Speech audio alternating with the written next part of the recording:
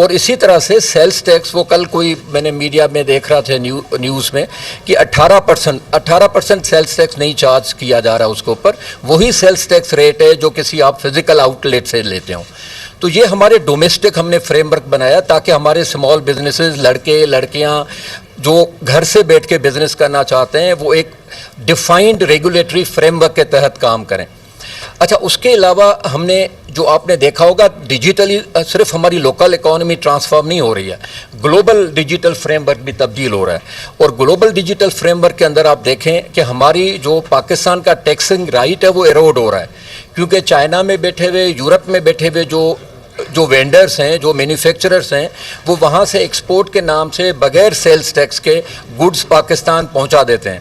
اچھا، وہ ہمارا جو لوکل مینوفیکچرر ہے وہ وہاں ڈس ایڈوانٹیج میں آ جاتا ہے کیونکہ اس کو 18% سیلز ٹیکس دینا ہے. ہمارے کنزیومر جو ہیں وہ لا علم ہے اس بات سے، وہ فارنر سے لیے جاتے ہیں اور پاکستان کی اکانومی شرنک ہوتی جاتی ہے، پاکستان کے مینوفیکچرر سیل نہیں کر پاتے ہوتے ہیں. تو اس سچویشن کو ٹیلر کرنے کے لیے جس طرح سے یورپ نے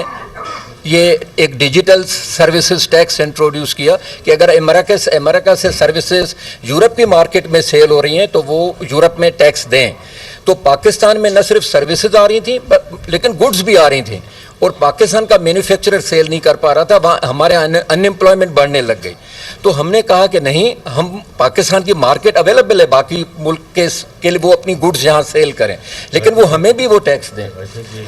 تو میں صرف ایک صرف یہ کہنا چاہوں گا جی، جو میں نے پہلے بات کی نا ڈائریکشن اور ٹریول کی، یہ انشاءاللہ آپ دیکھیں گے کہ ہم نے یہ کچھ ایڈیشنل سٹیپس ہم نے لیے ہیں